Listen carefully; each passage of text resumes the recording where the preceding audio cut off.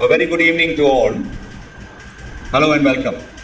Thank you for taking your time to join us today as we talk about our CMMI lecture on operationalizing SIRE 2, implementing the new regime. In this 30 minutes webinar, we hope you learn from our speaker, Captain Debashis Basu, member of CMMI. To make sure we are helping you as best as we can on the topic, we have a chat box to collect your questions. We request all to mute your mic to have uninterrupted presentation. So I will invite Captain Bhandarkar just to say a few words before I come down to introduce the speaker. Bhandarkar sir, please come in. A few words. Yeah, good evening everybody. It is very nice to hear Debashis. I have met him in the past. We met at Hungary, and since we have been doing videos, training videos and all that, but his concept was very interesting. So he's into training, he's into developing some training modules for people on board. And now this SIRE 2, I think it's a very important, interesting topic. Debashis, I wish you the best, and you will have a lot of questions probably from the audience. Thank you very much. So you can start handing over to you, Shashi Kumar. Yeah, thank you, sir. Before that, I would like to introduce our speaker, Captain Debashis Basu, a CMMI member, founder and managing partner, Navguide Solutions. He has been a keynote speaker on SIRE 2 and maritime competency development.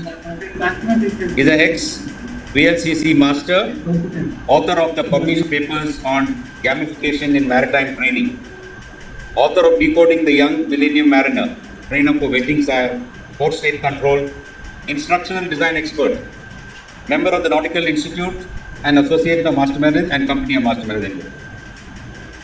I would now invite Captain Debashis Basu to take the proceedings forward. Thank you so much, Captain Shashi, for the introduction, and thanks everybody for joining in. Now, our work on SIRE 2.0 has been for the last 2.5 years, during which we are members of Intertanko. We've been working with them quite closely, and it has been a long journey where I'm very happy to be joined by Captain Robert Vaz, also, who's our Chief Operating Officer, and together, and Mr. Avinash Hegde, who's our Head of Engineering, expecting to be joined by Mr. John Adams, who was the former Managing Director of V Group, as well as the Chairman of Bahamas Ship Owners Association, who's our advisory board member now.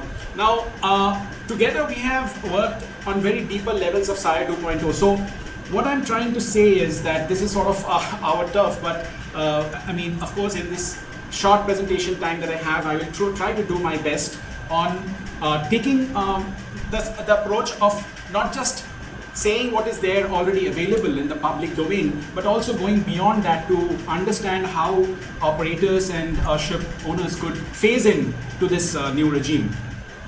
Now, the point of this discussion would be to phase into SIRE 2.0 and operationalizing SIRE 2 on the field. We'll start with the basics of SIRE. SIRE 2 is in the third phase already, so the optional inspections are going on. We have the feedback coming in from Intertanko. We'll discuss that. We'll discuss some crucial changes that are expected along this time. Also, I want to mention about the bow tie analysis and how that has become a very crucial part of the SIRE 2 question library.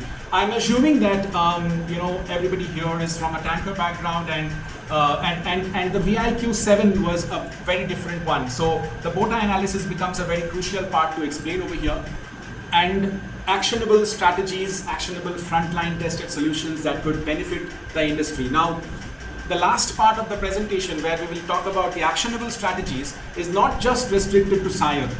In fact, it is not even restricted to oil tankers. It could be applied equally well to any kind of vessel and essentially help the industry, transform to a much better standard.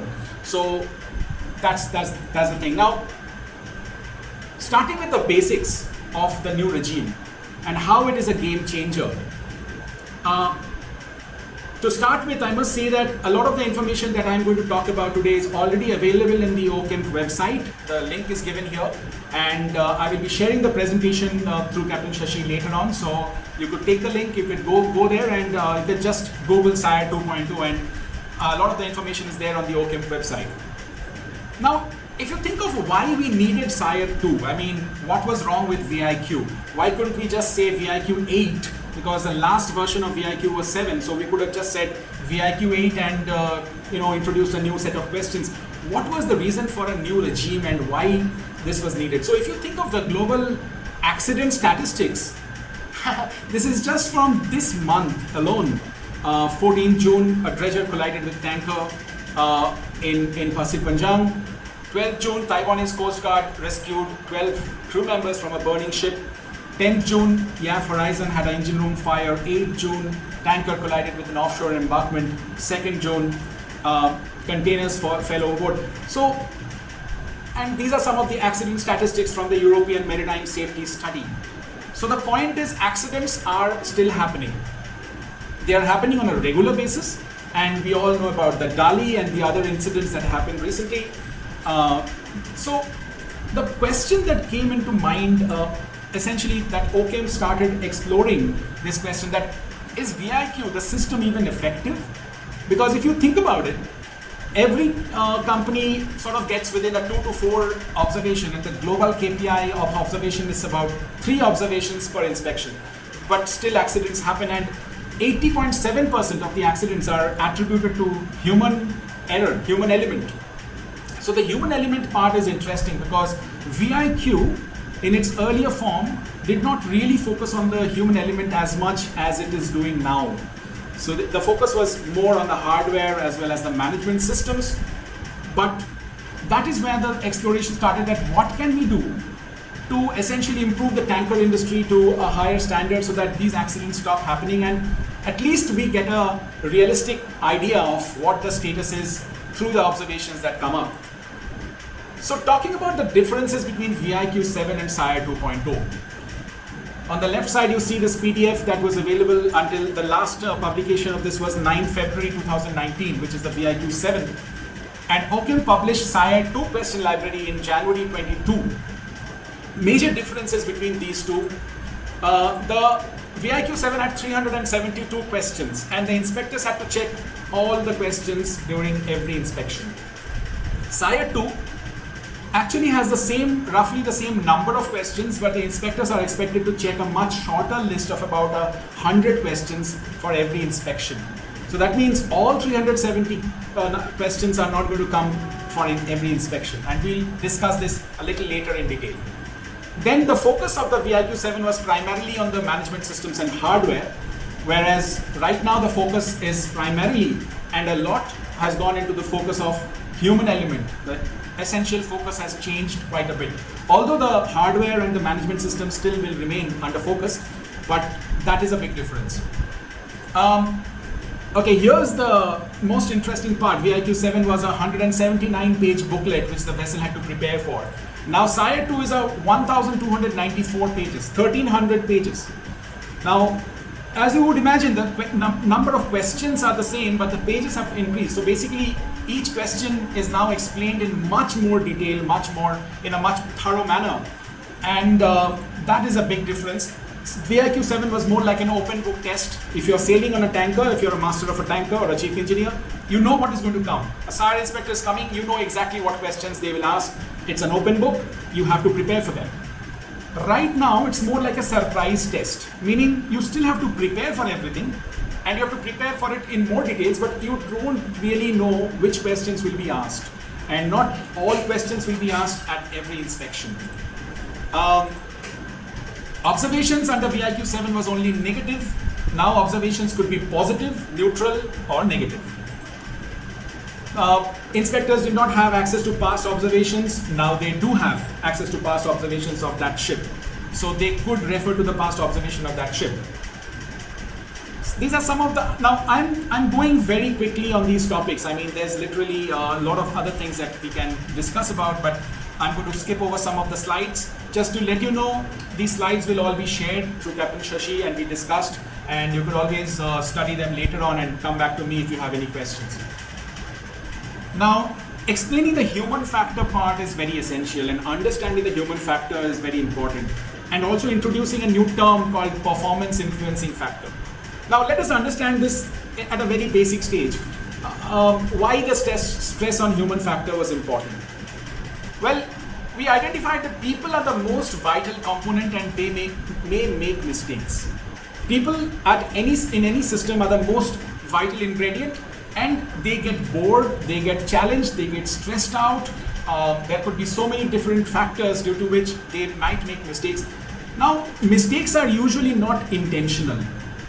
It's not that the person wants to cause harm, but so why don't we identify the factors that would affect performance of a person either positively or negatively? And if we can identify this, what happens is that now we can rectify and work on those areas on the vessel so that essentially the performance improves. So that is why the performance influencing factors that affect performance on board. And here is where it relates to the human element and the human factor. So and how do we rectify this situation? Basically, we are talking about the inspectors are now empowered when they go on board. They are empowered by the algorithms that are running behind this tablet, and also the process of inspection empowers them to find out potential performance influencing factors which may not be in a right condition, and it essentially helps the vessel correct those elements.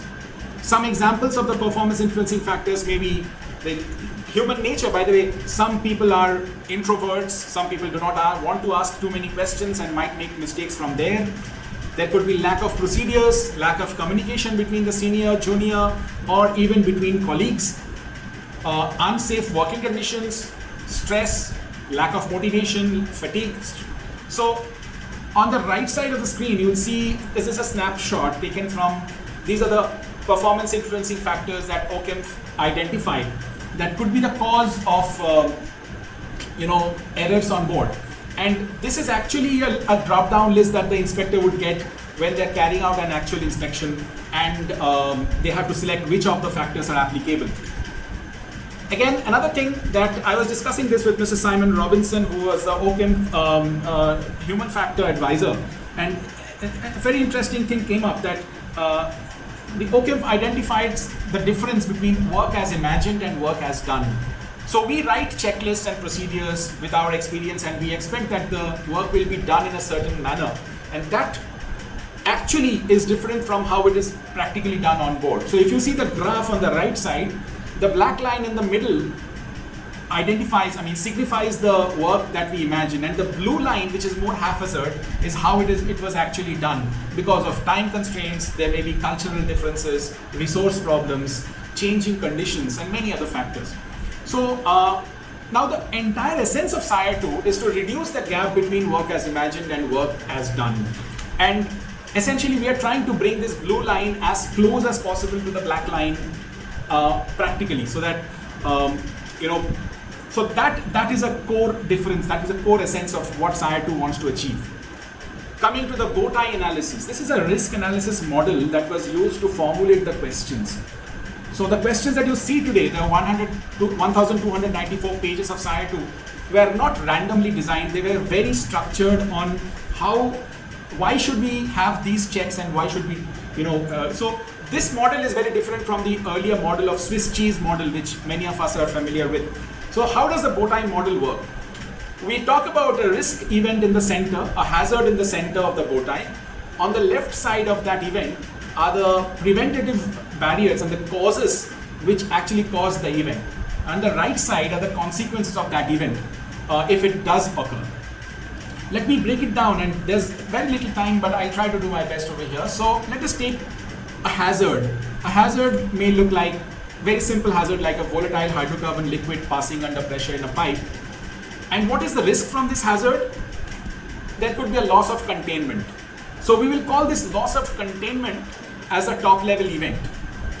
So on the right side of this event are the consequences. What happens if there is a loss of containment? What happens if the hydrocarbon liquid leaks out?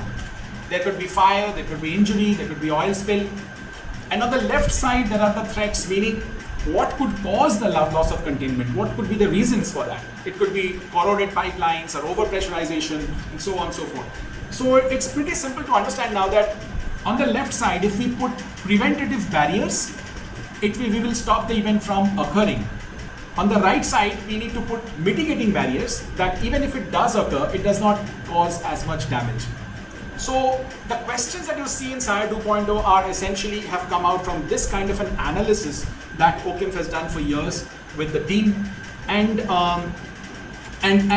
if you think of what the barriers are, like a gauge is being in good condition, or lashings, or general cleanliness, or emergency bill suction being locked, funnel flaps operating properly, all these are essentially barriers that are either on the left of the bow tie or on the right of the bow tie. Some of them are preventing the event from occurring, and some of them are preventing the consequence or reducing the impact of the consequence. Now, I've gone over the basics. Now, let us go into the sequence of the inspection. Going very fast, I'll skip over this slide because it's sort of self-explanatory.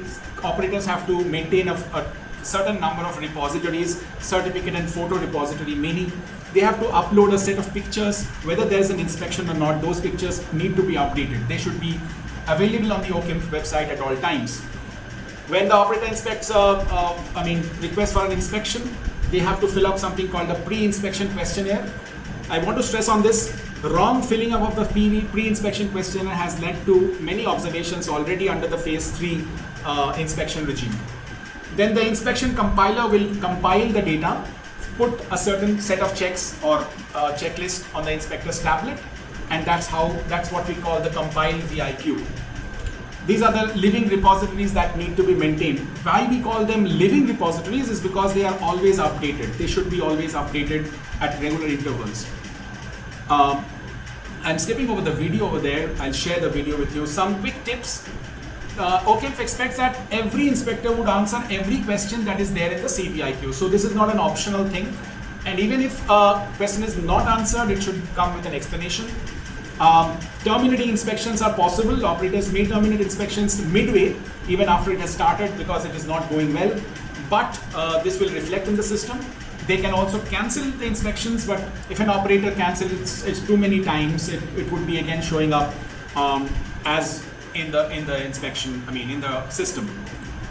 Now, what kind of questions? There are some core questions in the SIRE 2 library that will appear for every ship, for every inspections. There are some rotational questions that will rotate. Rotational 1 questions will come up every 3rd or 4th SIRE. Rotational 2 will come up every 6th to 8th SIRE. Then there are some conditional questions that are based on the specific ship, flag, history, and some campaign questions. These are campaign questions are more like post-state inspection campaign, like CICs, as we know, and they will change from time to time. Now, what the inspector gets before an inspection is going to be driven by that algorithm, which is going to select these different types of questions from different libraries and compiling it for that ship for that time. So that CVIQ, the compiled VIQ, which the inspector gets on its tablet, is for that vessel, for that time, for that inspection. And now the inspector arrives on board. What is the roadmap after that? This is the 8-hour distribution timeline. That is not a hard and fast timeline, like you can always spend more time on each of these things. But essentially, this is an 8 hours breakdown. Remember, the inspector cannot continue the inspection. The tablet has to be paused if he's stopping for a meal or the ship is busy and he's stopping the inspection. There is an option to pause the inspection in between. So the 8 hours is a must. They have to be followed, and the total minimum is 8 hours. It might go up to 10 or 11 hours. The opening meeting is very important. It starts with the opening meeting where the master must present a defect list of observations outstanding. Now, these might end up to be observations on the ship, but they will not be negative observations because you already have identified the defect. It's sort of more like an information passing on, the information that the ship knows about it, they're taking care of it. Also, inspector must confirm the use of the tablet. Now, many elements of the opening meeting cannot be discussed in this forum, but we can go into details later on. Categories of observation. This is very interesting and very different from the previous regime. So there can be mainly 4 categories, not mainly, it's just 4 categories of observations that are there. Hardware observations, something physically not okay. So let's say a fire line was excessively corroded, certain gauge was leaking. Those are hardware observations. Process observations, those are procedural problems that a company does not have a procedure for a certain operation. So company, let's say, lacks the procedures to report to class after a certain deficiency is found out or something like that. I mean, there could be many process observations. Human observations, meaning a certain person on board was interviewed and they did not show that they are capable or competent enough. So this could be positive as well as negative. So a positive human observation would be like the motorman demonstrated a clear understanding of procedures, maybe beyond the level of a motorman. So it's not just it's a very good kind of a response, it's a positive human observation. A negative observation, obviously, as we know, is the duty engineer could not demonstrate. And then there's another category of observation which is called photo comparison. As I said, that you have to upload a number of photographs around the vessel. And if the photograph is not representative of what is there actually, it will end up to be an observation. Now, I'll skip on the inspector editor here. So the inspection starts, this is pretty self-explanatory, it goes almost the same pattern as before. Only thing to remember is that the inspector will spend much less time on documentation because he's getting a lot of the documentation done before he even arrives on board. That's a game changer because almost 4 to 5 hours of documentation time is now going to be dedicated on inspecting the bridge, inspecting the engine room, and so on and so forth. Positive observations will be noted, conditional questions will be probed, voice memos can be taken by the inspectors, inspector step count is recorded during the inspection, 8 hours inspection is completely tracked by GPS. So it will be actually possible to identify that this inspector was on the bridge when he took this photograph of that observation. So he cannot follow the older system that he comes back at the end of the inspection and compiles the report. He has to keep compiling the report as and when he is on site because it is tracked. So they can refer to past observations and a human-centric approach is taken. A lot of interviews are expected.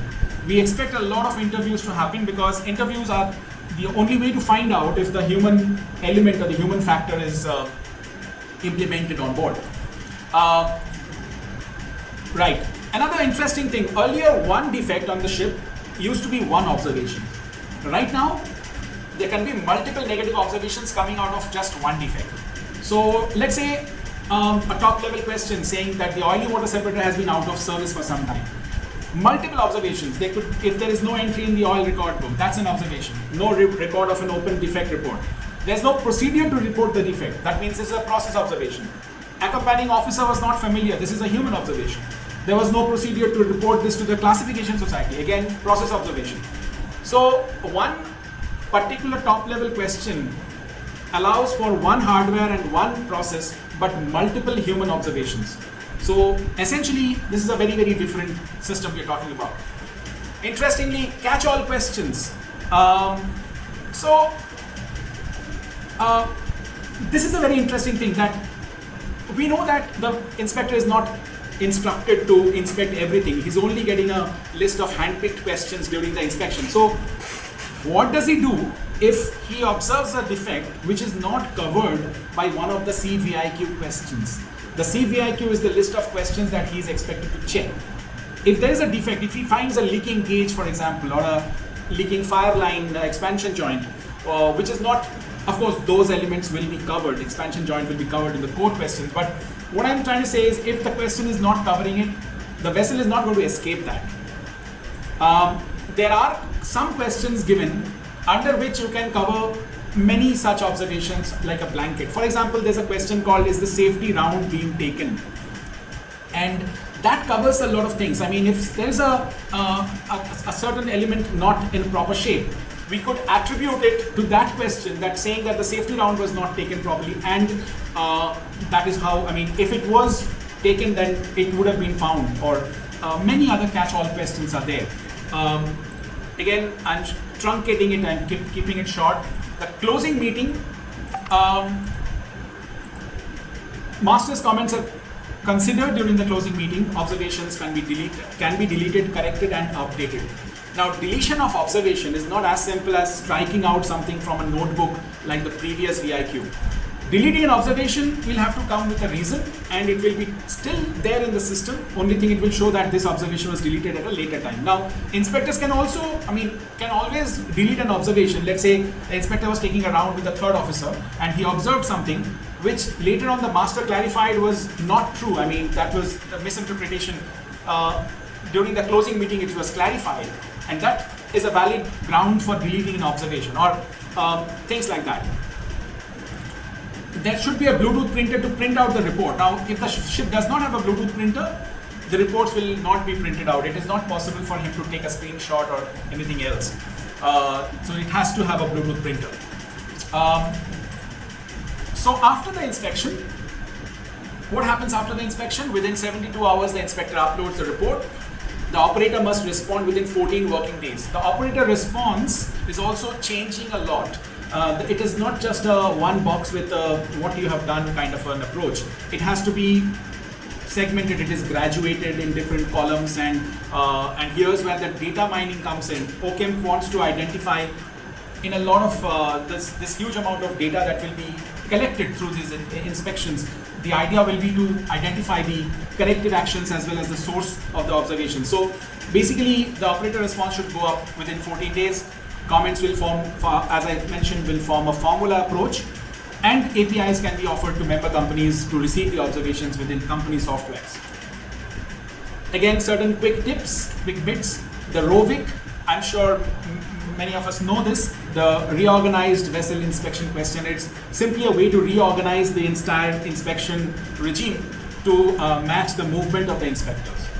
So that is possible on the tablet. So the tablet it has a button where you can either use the questionnaire in the form, in the same sequence as SIRE 2.0, or you can reorganize it in the way that you will move on board. Here's where it comes in the SIRE 2 question library. Again, the inspector can start, pause, stop the inspections, and company procedures. Now, every question in SIRE 2 will point to a specific company requirement. So it may not be in the SMS all the time. It may be in the SMS, it may be in the PMS, or even in the maker's manual, as well as external publications. But the company must have a definite reference to these areas where this information is available. So now operator's response should follow this class acronym, which is essentially, to break it down, we are saying that do not count the observations. OCHEM is trying to establish the fact that the number of observations does not matter. You could have one observation that fails the ship and 10 observations that still comes up at and doesn't fail the ship. So basically, to understand the performance influencing factors, it should be part of the response from the operators, and it should be systematically applied across the fleet without a blame culture. So that part of the presentation now was about the SIRE 2 basics. I want to talk about what is latest going on. Phase 3 inspections of SIRE 2 are in progress now, and some of the insights that have come up from phase 3, very interestingly. Now, we are members. As members, we presented in the OCHEM, in the Intertanko webinar on the 24th of January. I've put a link to that presentation in this slide. When you get the presentation, you could click on it and you could go. It's actually openly available on internet. There were more than 300 participants in this webinar. So now phase 3 inspection started from January 24, and that is about the same time that Intertanko published a publication called Seafarer's Practical Guide for SIRE 2. I'm sure all the major operators already have this on board their ships, and it essentially breaks down the SIRE 2 question library into a simpler, easy to understand sort of a structured method. Some of the statistics that were released by Intertanko, and this is based on the VIQ inspections of Q4 of 2023. Safety management, that is chapter 5 of VIQ, also chapter 5 of SIRE 2, happens to bring in the most number of observations. This has remained pretty much the same over the last 15 to 20 years. Safety management as a chapter, as a subject, LSA, FFA, and other safety aspects have always remained the highest, causes of observations or findings or deficiencies, even in post-trade inspections. Average count is 2.08. Do not consider this as the industry benchmark because this is only based on the 33 inspection statistics that was submitted by the Intertanko members to the system. Well, some statistics were released also based on the SIRE 2 inspections carried out under the phase 3 now. This was released based on 25 SIRE inspections in March and again 90 more inspections carried out in May. Just to repeat what I said earlier, phase 3 inspections means that the operators can request a SIRE 2 inspection and they will be, carried out on board, but this will not reflect in their overall ranking. This is just to phase in to the new things, and this is optional. You don't have to. You can still get your vessels inspected under the VIQ system until phase 4 comes in. Now, this statistics that was released based on the SIRE 2 inspections was this. The observation count went up to 8.23. Some ships had over 20 observations, some ships have 3 to 4.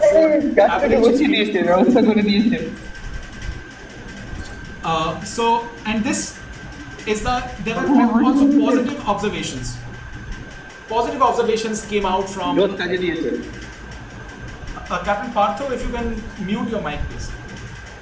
There were also positive observations from the inspections, about 0.67 at an average per inspection, 7% positive, 93% negative observations.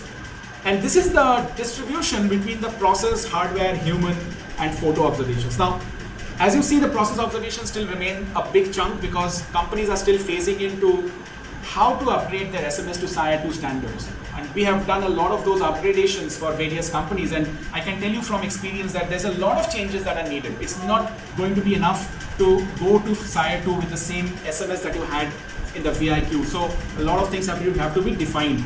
But going forward, we believe that process observations will come down eventually, and human observations will probably get a bigger piece of the pie because when the phase 4 inspections start, we will be more clear on this. And again, chapter 5 again wins the race. Safety management is by far the highest number of observations by a very wide margin. And this is very surprising to me personally because if you think about it, what chapter 5 of VIQ or chapter 5 of SIRE 2 has, essentially the safety regulations that are there has been pretty much the same over the last 20-25 years. We are not talking about new styles of new regulations.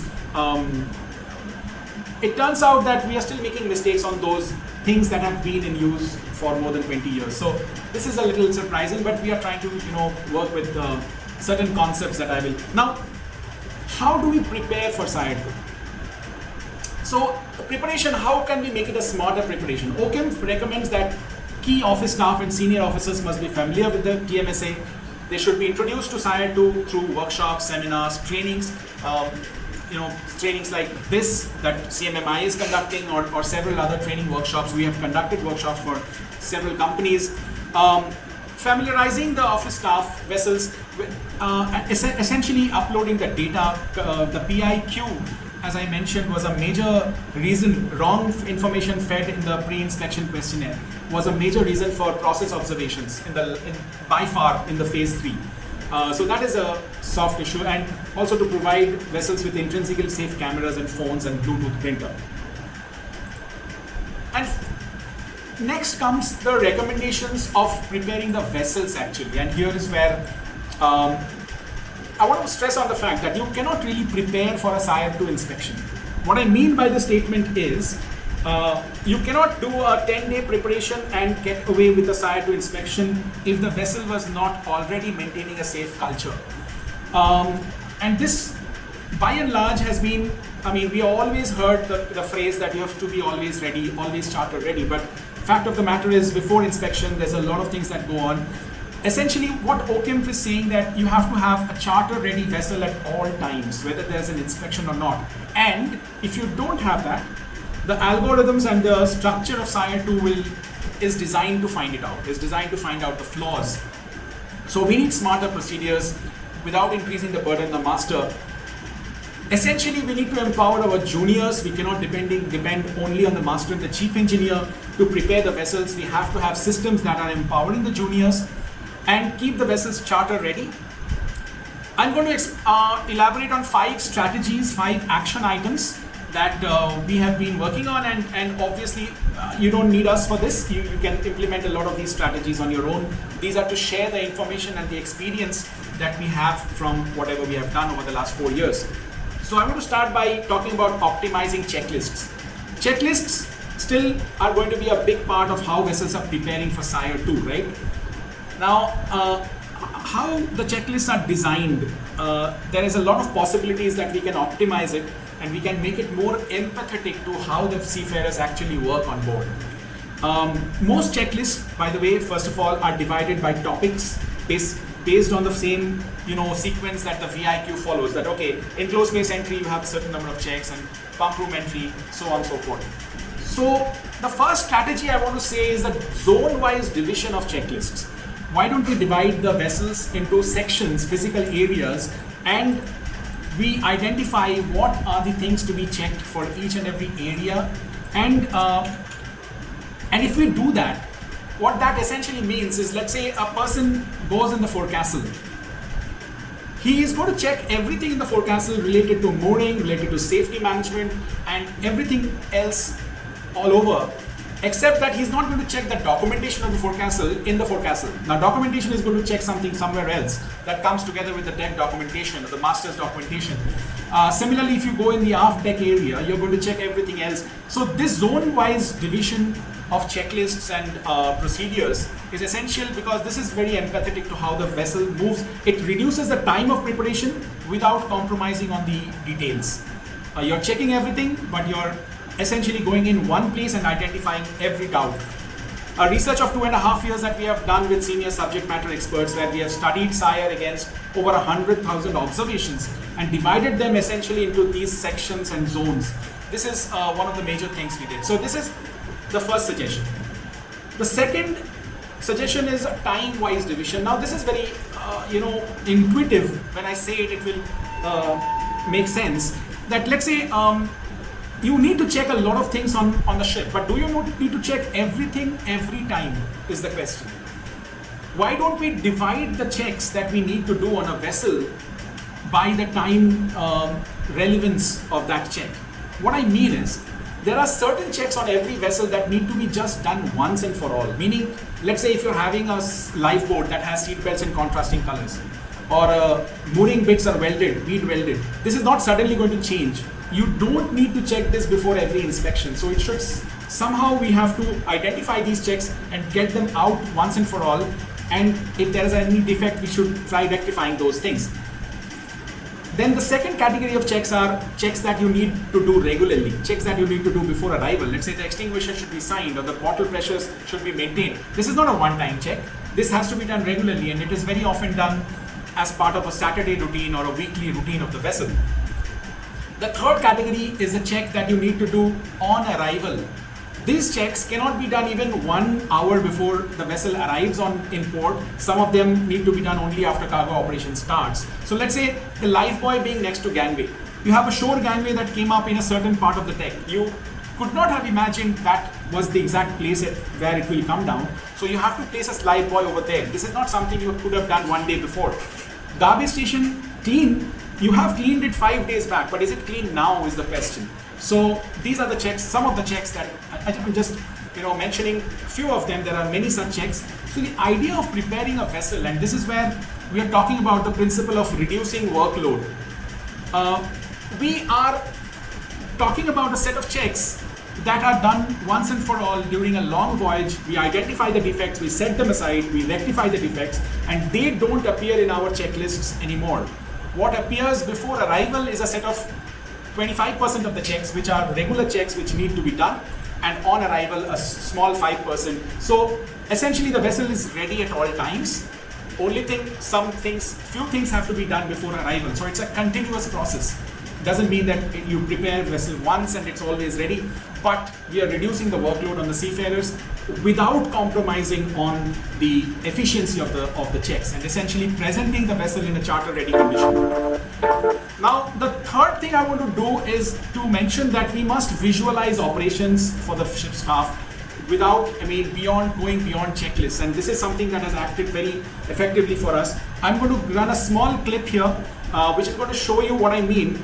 If we can visualize operations like these, that are showing the people exactly how an inspection is carried out, taken on live ships while live inspections are being carried out, that actually gives a very, very clear understanding of what is expected. This is much beyond a training on SIRE, and it actually affects the vessel standard. So let me run a short clip of a video that will explain this. When you're checking the grab lines, give it a twist, like so. And if you see that they are frayed and coming off, they need to be changed. The screws must not be touching the brake band. There must be a gap of about 2 to 3 mm. Permanent pipeline should be going from here to the oxyacetylene rooms.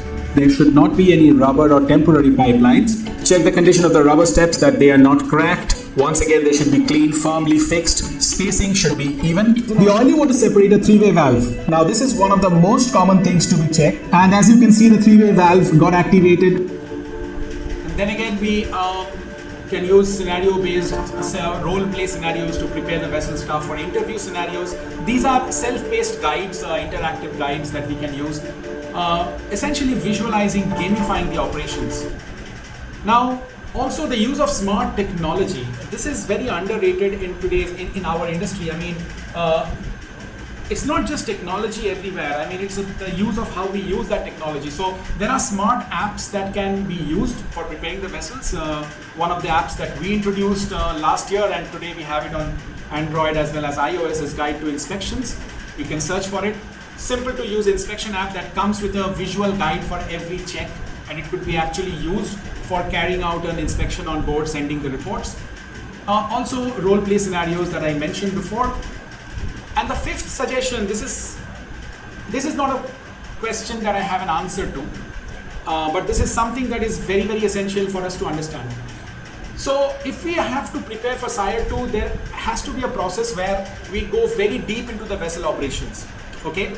A thorough inspection means that all the skeletons in the closet will come out. A vessel, apparently very well maintained vessel, can come up with 150 observations in an internal introspection of the vessel when you're doing it yourself. I'm not talking about when the SIRE inspector is inspecting it, but when we are preparing the vessel, there could be a lot of observations that come up from each section. Now, every deficiency, every defect should come up. We have seen from experience that individuals are very worried about their personal reputation when taking this long list up to the senior. Like the master trying to report all this to the company management, or the second officer trying to report deficiencies on the bridge. Now, there's a fair fear of blame, fear of ridicule, that we must work on this. And this is not, again, I'm not putting this as not suggesting any solution. I'm asking for any thoughts on this. Reducing the blame culture, reducing the fear of, essentially even rewarding people so that if they are able to find out multiple deficiencies or multiple defects. Very proud to say that our journey has been supported by very senior advisory board members. Mr. John Adams, I believe he is with us. He's the, so I'm not sure if he's with us, but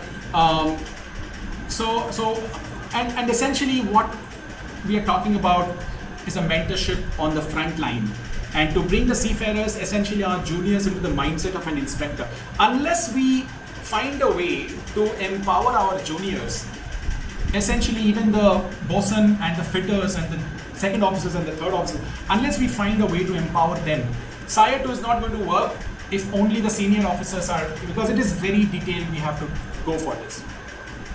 So that has been my presentation. I'm very open to welcoming questions. Captain Vaz, if you could join me in the question answer session. Captain Vaz has been a big part of our journey. Captain Shashi, if you allow him to join in for this session, please. Thank you very much, Captain Debashis, for the excellent in-depth presentation today.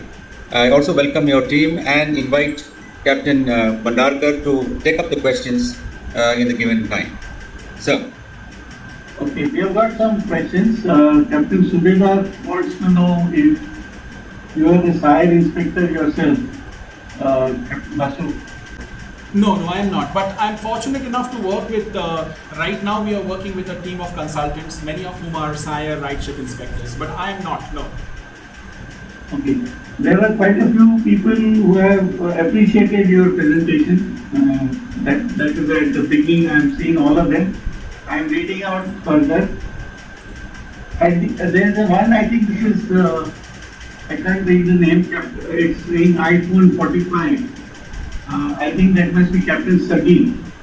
At the end of the day, vessel needs to be SIRE 2 ready at all times, rather just at the time of inspection. Is there a mechanism which ensures the solicitation to comfort oil majors and oil ship owners and operators? Yeah. Like Captain Basu just said that, I mean, the ship has to be charter ready at all times. We should get off this mindset of, we are very an inspection who gets along with the ship staff and within 7 days try to fix everything. That's not the culture, that's not will make SIRE 2 successful. So what we are saying is each one has to put in their efforts, change them and do things regularly. You cannot be preparing for inspection 2 days before an inspection. It's the culture that matters, and it has to top-bottom approach, whereby everybody is involved, especially the superintendent. When ship staff come up with deficiencies, you don't want them to say, oh my god, what is this? Why such a long list? What were you doing? So it's like the no blame culture. Once this is implemented, I'm sure you'll see lots of changes both on the ship as well as shore. Then our question is followed up with another question. If the ship's crew deliberately misleads the inspector, is there any stock in SIRE 2 so that ship and company is deterred and is truthful at all times? Yeah, they have not specifically said this, but for the last 2 years, I'm very sure after speaking to so many vetting inspectors that they have been trained on the human aspects, and they can very well easily judge from all their experience, how much is truthful and what the ship staff are trying to falsify or portray a wrong image, which obviously will be discussed with the senior staff members before any observation is made. Captain Rahul Verma has said that we had a checklist with SIRE questions for each rank, including bosun and oilers.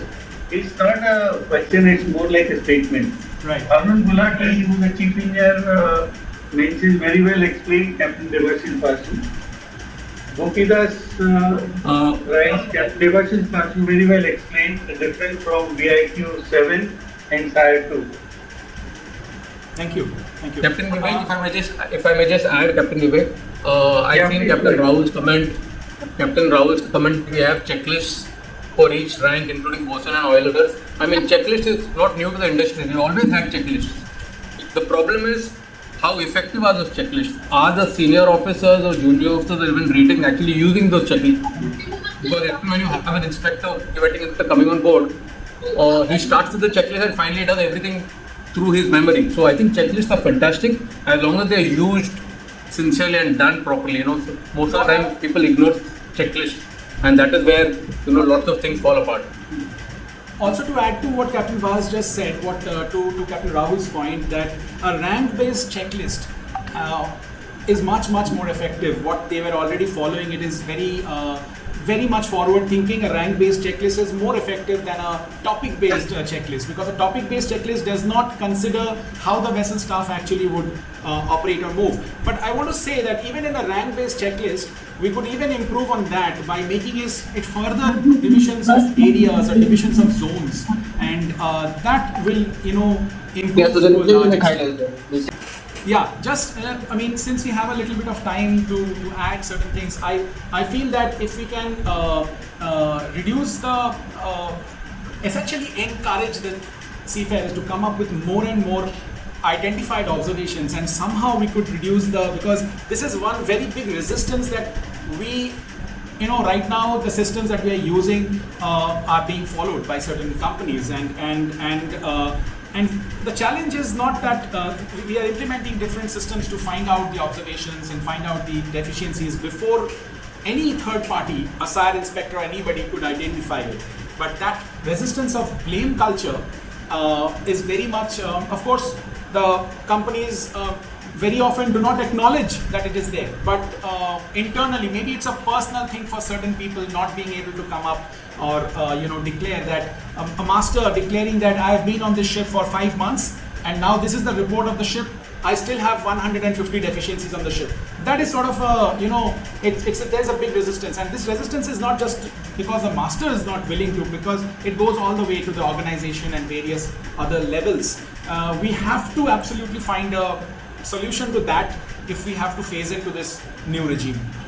And I very much welcome you to, see a couple of our presentations. We have presented for the BIMCO, for the Intertanko in January as well. And we are having several keynote speeches across the world where we are being invited. And these are the concepts. The last part of the presentation which you saw was the same concept which we took to the IMO in the Human Factor HTW session in February this year. And it was widely appreciated because these concepts are not just about SIRE 2. It's not just about preparing or like a shortcut to prepare for an inspection. These are fundamental, essential elements that could upgrade the industry and essentially every vessel could benefit out of. So, that has been the journey that we have been through. And and Captain Vaz and Mr. Avinash in the call has been a very integral part of us during that journey. So, yeah.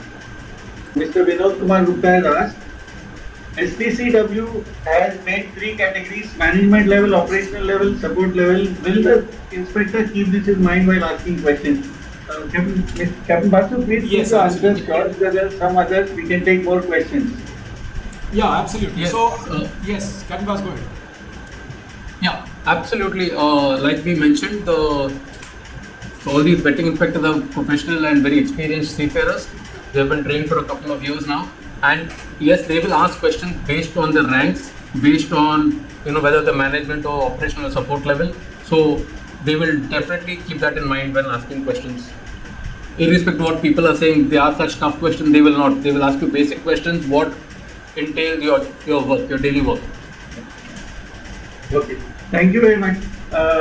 Advocate Captain Rahul Verma has another question. The SIRE question is distributed in the checklist so that all on board are involved. I think this is more like a statement. Do you have anything to say? No, it's fine. I mean, I think that's a very pertinent suggestion that all on board should be involved. Absolutely, Captain Kapil Bell writes, thank you. Good presentation. Obviously, a lot has changed during the last 25 years. I think iPhone 45 must be Captain Sagi again. Would it be a good idea to carry all surveys and inspection in line with what is followed for SIRE 2? So, I think yes. I think the short answer is yes, because, can I answer this? Sorry? Yeah.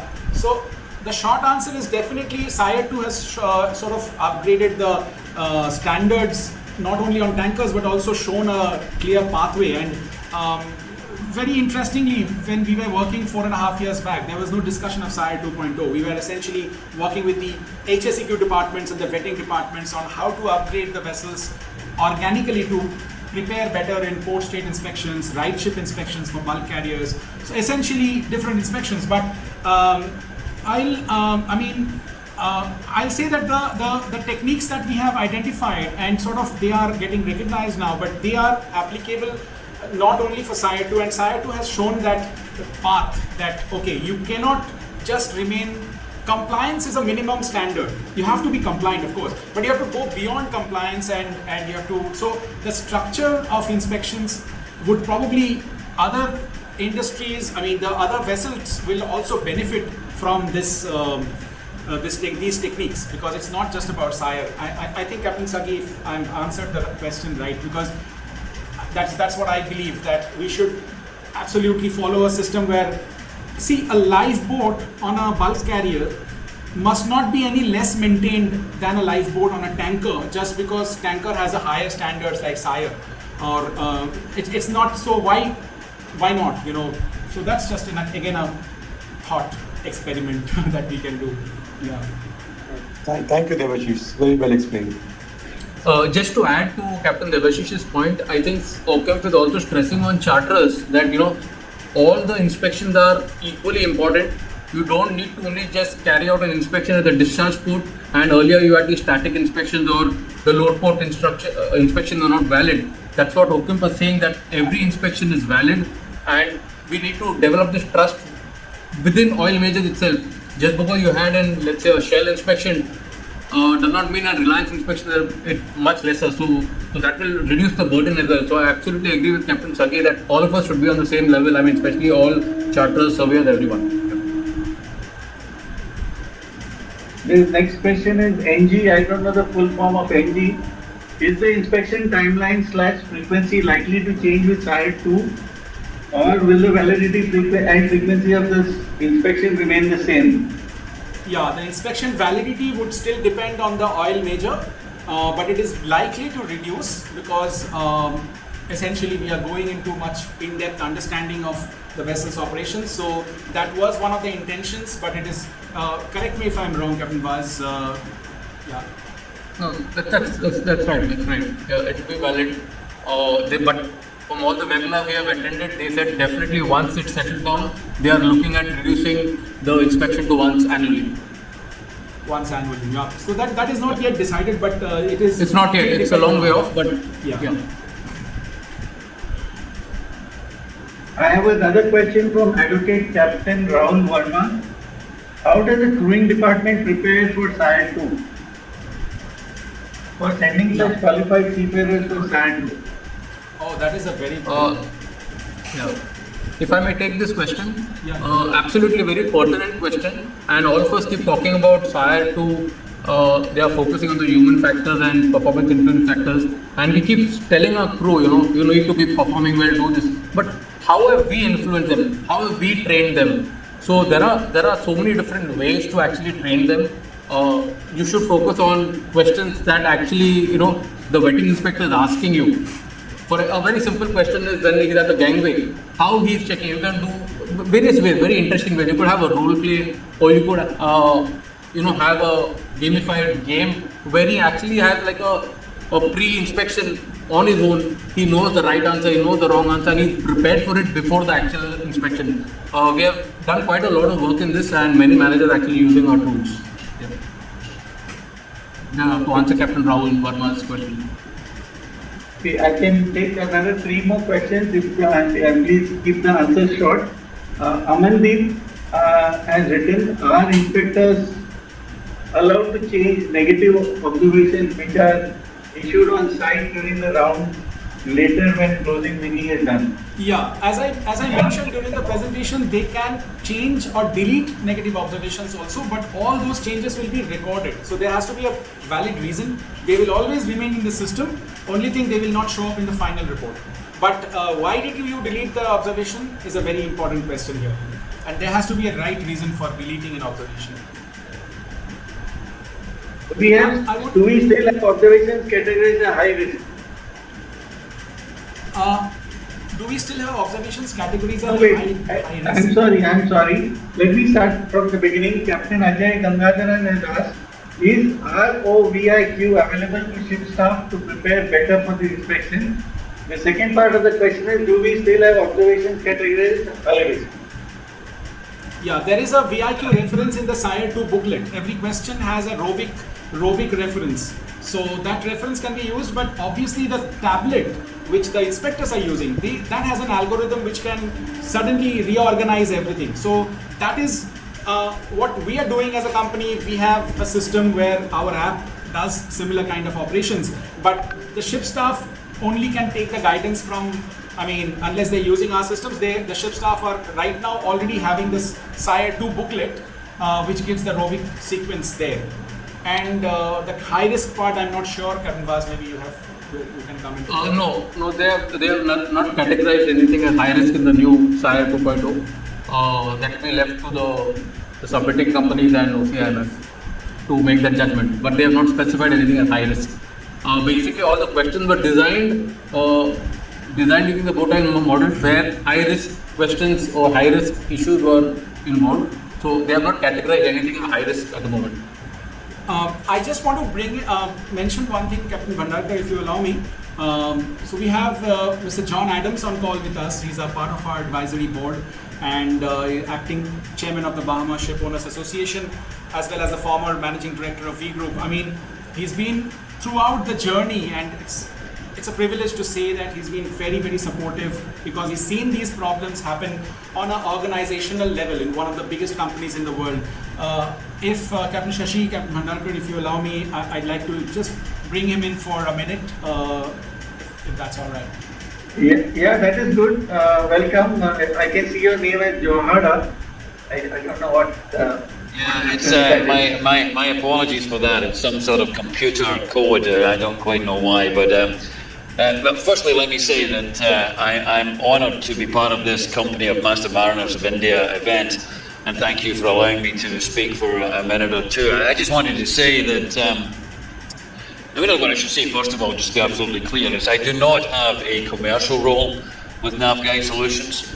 However, as part of the advisory board, as Captain Basu has said, that I do very much support the work that they are doing, and I qualify that support from the perspective of what it means to the industry. I think that all of you on the call, all of you in the Company of Master Mariners of India will know that we have many challenges in this industry, and SIRE 2.0 happens to be one of the latest ones. So therefore, what I tend to look at is, where do we find solutions for this? Where can we find some guidance to help us navigate literally our way through this? And as I say, I looked at the type of work that Captain Basu and his team have shown us towards the end of the presentation, in particular the work they've done around visualizing operations and the Guide to Inspections app. And I looked at it, as I say, very objectively, and from the perspective of having been Managing Director of TK Shipping for 30 years, and more recently Managing Director of V-Ships UK and Americas with another 100 ships under my management, including the International Seaways fleet, which will be known to many of you there. So I'm very much aware of how frontline operations can impact the business. And from a tanker perspective, again, as you all know, vetting inspections are very much part of the commercial viability of a company and everyone's viability in terms of everyone involved in the enterprise. So very important that we get this right. And what I've seen with the likes of the Guide to Inspections app is that way of adding that other degree of mentorship to our people on the front line. And many of you people on this call are in fact very experienced frontline operators or former frontline operators. You know how important this is. And if there's a way, and Captain Basu has referred to other presentations in his portfolio, I would encourage people on the call to have a look at this, because we talk in Navguide as part of the advisory board, we talk about things like moving the training from the classroom into the field. And that's a very powerful thing to be able to do, because the app, everyone has an app these days, but this particular app, well thought through, covering all the points and challenges that you've seen today, but it has a dual purpose. It's a training mentoring app, and it's an inspection app that can allow companies to run their own trials and inspections in a proactive way. I've been involved in the human element in shipping for many years, and to my mind, any process or innovation that can positively influence behaviours, that's the real game changer, and I think Guide to Inspections does that. And in particular, as we've talked about today, a key part of SIRE 2.0, performance influencing factors. And if we can focus on that and help bring our guys on the front line into the same mindset as inspectors, because that's really what it's all about. SIRE 2.0 is changing the mindset of the industry. And if we can try and do that, that's a very powerful thing to be able to do, and help us not just identify the issues, but indeed resolve them and have solutions for them. I mean, it's my understanding, just to say briefly 2 points, I think SIRE 2.0, the full implementation will be a little bit later, because I understand there's still some challenges in bringing all the inspectors up to speed and getting them into the required mindset in terms of the new philosophy at SIRE 2.0. And I'm sure that there are many people within the Company of Master Mariners of India who are in the dry sector of shipping, not just in tankers. And there's no comfort there either, because my understanding in talking to Intercargo is that they're bringing out a new system like the TMSA for, it's going to be called dry BMS, which is alongside right ships. So something similar will be happening in the dry bulk sector as well. So again, very much challenges that we have to address in this industry. And rather than everything landing on the lap of everybody in the front line. I'm very pleased that we have something here in the form of a solution to help them and to perhaps ease their concerns a little bit. Sorry for taking up some time, but thank you very much, Captain Bindaka and others, for allowing me to speak. Thank you. Thank you very much. It was good to note that Basu is on the right track, and wish you well from Basu and all your team. Yeah, thank you. I have one observation more than a question. Is from Arun Gulati. More risk assessments and management will probably help. The rest of the two people have appreciated your thing, Captain NG, Captain Advocate, Captain Rahul Verma. So once we hear you for the last statement, we close the issue. Go on. Right. Yeah, I think the risk assessments and more than that, the risk management technique that SIRE 2 uses, which we've been discussing with OCAMF on that, the members of the core members of SIRE 2 who was responsible for the SIRE 2 question library.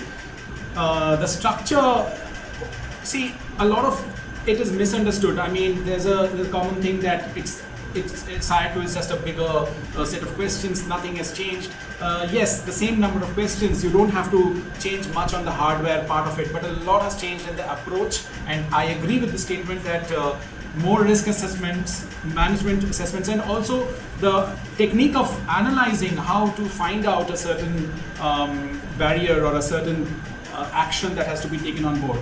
That has changed essentially, and it will become, all this what I'm saying is going to become more and more clear when phase 4 inspections start happening, and the tanker industry around the world are, when they start having the only option of going for a SIRE 2 and not a VIQ inspection. That is where a lot of these things that we discussed today will surface even more clearly, what I'm trying to say now. Yeah, I mean, we could speak for hours on this, but I just cut it short and yeah. Sorry guys. If I could just make a closing statement to the same question about risk assessments, absolutely risk assessments will help. We have been doing it. Lot depends on the individual. I'm sure companies are sending lots of generic risk assessments. How much they are actually used by seafarers on board is another question. There are people who are very sincerely doing it, and some it's just tick box exercise, just print it. Then it will not help. So yes, lot depends on individuals if you want to see a change. Yep.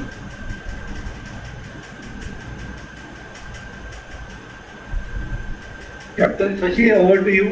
Thank you very much. Yeah, thank you once again, Debashis, for this very excellent and very engrossing presentation today. And I didn't get the name of the other person who joined in from abroad, but I would like to thank him also, sharing his knowledge to our members here. And I would now like to invite Captain Ajay Gangadharan, who is the CMMI treasurer, to apply the vote of thanks. Amit sir.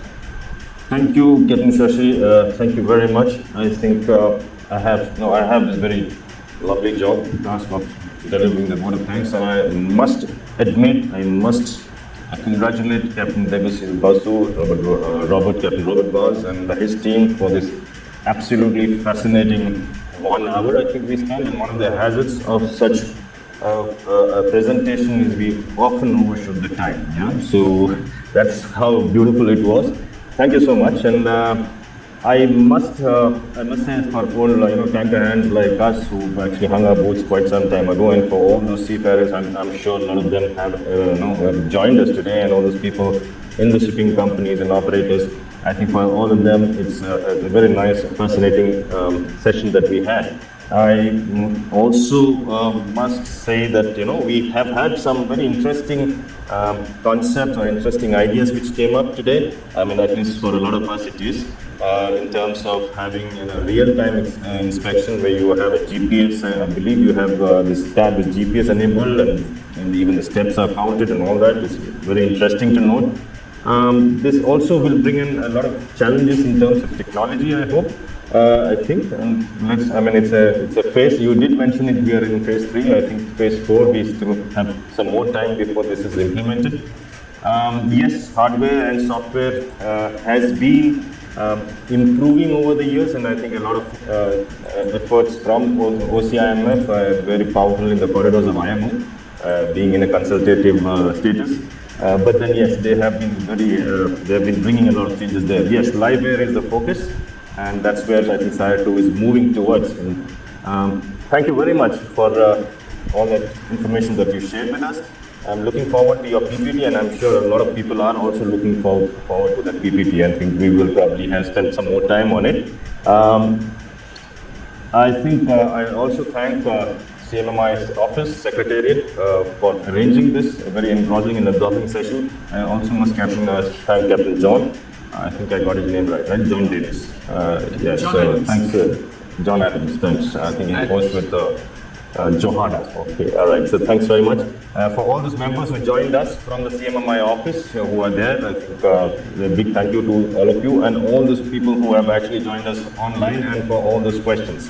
Lovely questions. We kept it very interactive, and maybe we can have another session sometime later on for in case we have more questions for people to clarify. Maybe when we go to session, phase 4 of the SIRE. Thank you very much once again, and wish you all the very best and a good evening to all of you.